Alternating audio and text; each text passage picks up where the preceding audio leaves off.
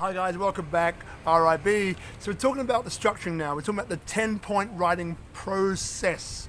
10-point writing process. All right, now we've been into the cover, we've been into the blurb, which is the book summary. All right, so we'll continue from here.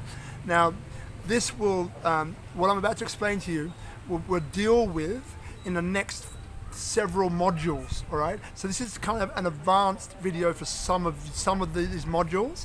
But just, you'll get it. You can come back to this, you can refer to this, right?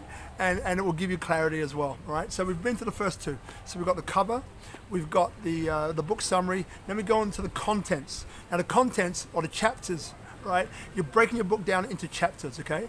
Now once you've done this, and your chapter list is your roadmap. So the blurb is a summary, and your chapters actually act as a roadmap for you to get to the start, middle and end of your book. All right, great. Now once you've got those, and I suggested somewhere between 18 and 25 chapters is a good number, right? Not too little, not too many. Okay, that way it makes it easier for you as well, and easier for your reader. Okay, so now once you've got the chapters, we rewrite each chapter as a newspaper headline. Rewrite each chapter as a newspaper headline. Why do we do that? Because if you've got me on the cover, I turn it over, you've got me on the book summary, I'm interested, I look at the chapters and they're boring, then you lose me again. It's like, oh dang, you're working so hard to pluck defeat from the jaws of victory, right? You don't want to do that. You really don't want to do that. So then that's what we do. So we move on and we get that part in sync, right? So now we've rewritten each chapter as a newspaper headline. What next? So now each chapter, I'm an old-fashioned guy, pen and piece of paper, I love that. So each chapter I put on a piece of paper, right? Or in my pad that you've got, that you've bought. You bought the pad, right? Good. So each chapter, so 20 times or 25 times or 18 times, right? I've got the chapter. What do I do next? Okay, what I do next is that for each chapter, and I do this for each chapter, I write down the 2 or 3 points that I wanna expand upon, that I wanna talk about. 2 or 3 points. Write those down. Great, got that. The next step is that now I want 2 stories, right? So 2 stories. So 1 for each of the points. Not 3. 2 stories is enough. And because we think in stories, right? As a kid, once upon a time. Yes, I've got 2 little kids, right? They're 4 and 6. And whenever they, Daddy, tell me a story. Daddy, tell me a story. And I go, okay. Once upon a time, they go like.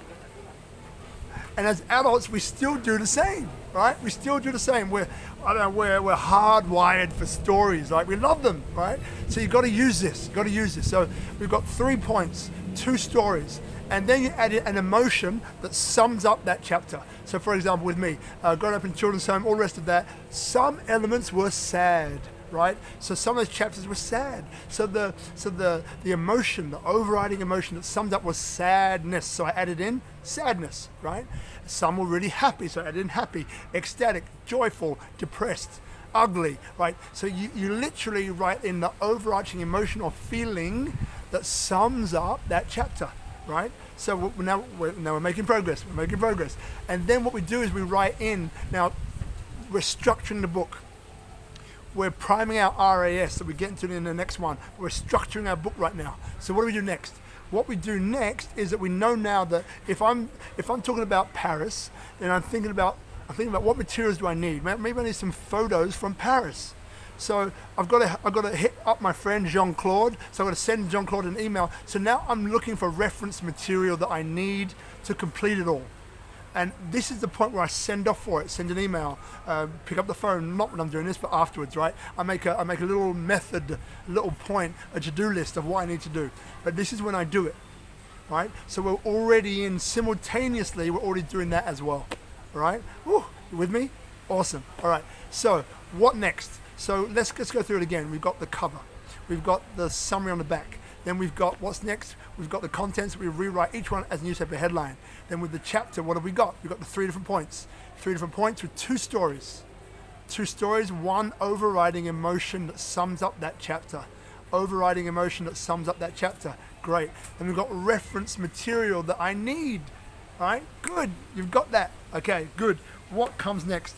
The flow of consciousness writing comes next, which I'll get into another chapter.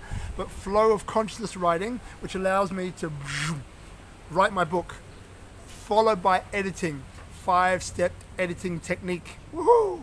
And then the last thing is you got to hand that manuscript over. You got to hand it over, right? A lot of people get stuck on the step. They don't hand it over. You got to hand it over. Otherwise, you will edit forever. You don't want to do that. You don't really don't. It's yeah. I've done it. I've seen it. It's a nightmare. Don't want to do it. All right. So that's the 10-step process. Check the notes. You don't need to remember all of them right now, but it's a very simple steps to follow. Right. Cover. Turn it over. Summary. Open it up. Contents. Rewrite to make it interesting, then separate those out into chapters. For each chapter, which 2 or 3 points do I want to discuss? Which stories, 2 stories support this? Which reference material do I need? Flow of consciousness writing. What comes next? Good. Editing. What comes next? That's right. Hand it on. Turn it over. Give it up to somebody else. That will be either an editor for the publisher, or it will be like self-publishing. It'll be a freelance editor that you're working with. All right, guys. Whew. Take a deep breath. Do the bonus exercises, and I'll see you in the next one. Thank you.